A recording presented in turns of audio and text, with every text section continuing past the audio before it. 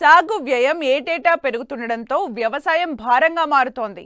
యంత్రాల అద్దె, విత్తనాలు, ఎరువులు, పురుగుమందుల ధరలు, కూలీల రేట్లు ఆకాశాన్ని అంటుతున్నాయి. గతేడాదితో పోల్చితే ఈ ఏడాది ఎకరా వరి సాగుకు 2-3 వేల వరకు అదనంగా వెచ్చించాల్సి వస్తోందని అనంతపురం జిల్లా అన్నదాతలు ఆవేదన వ్యక్తం చేస్తున్నారు.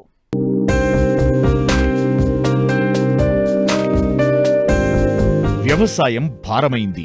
వేలల్లో పెట్టుబడులు పెట్టడమే గాని ఆశించిన స్థాయిలో దిగుబడులు, ధరలు ఉండటం లేదు. కూలీ ఖర్చులు పెరిగాయి.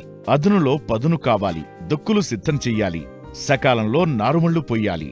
నిర్ణీత కాల వ్యవధిలో నాట్లు వెయ్యాలి. సాగునీరు సక్రమంగా అందాలి. చీడపీడలు సోకకుండా సస్యరక్షణ జరగాలి. నాట్లు, కోతల సమయంలో కూలీల కొరత లేకుండా ఉండాలి.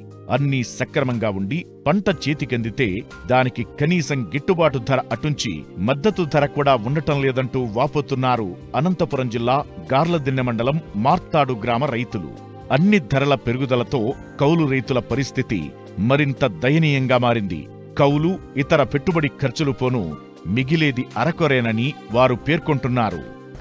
మాకు పైరు పెట్టుకున్నాం సార్, ఏం లాభాలైతే ఏం రావు, నష్టాలేను. నేను ఊరిమడి ఎన్ని ఎకరాల్లో పెట్టారు? 3 ఎకరాలు భూమి ల్యాండ్ గుత్తకు తీసుకున్నాం సార్ మేము. ఎకరా వచ్చి 10,000. ఇవి వడ్లు వచ్చేసి 15, 16, 17 అట్లా పోతాయి. రేటు బట్టి పోతాయి సార్ వాళ్ళు వచ్చి. ఇవైతేనే పోయేది మాకు. మేమే కొంటాం సార్. ఓ ప్యాకెట్ వచ్చి 2,000, 2,500, 25 కేజీలే వచ్చేది. 25 కేజీలు ఎక్కువ రావు. 5 ప్యాకెట్లు కొన్నాం సార్. సరిపోతుంది సార్ 5 ప్యాకెట్లు. వీళ్ళ కూలి వచ్చేసి 5,000, 5,500 అట్లా ఎకరాకు వచ్చి. ససి నాటినాక ఎన్ని రోజులకి పంట వస్తుంది?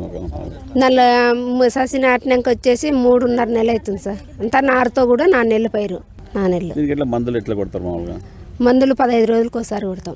మామూలుగా పంట కోసేకి అంత దానికి ఎంత అవుతుంది? దానికంతా 15,000, 16,000 అవుతుంది సార్ కోసేకి. మళ్ళా మీకు 3 ఎకరాలు కాబట్టి ఎంత పెట్టుబడి వచ్చింది? ఆ పంట వస్తే ఆదాయం ఎంత వస్తుంది?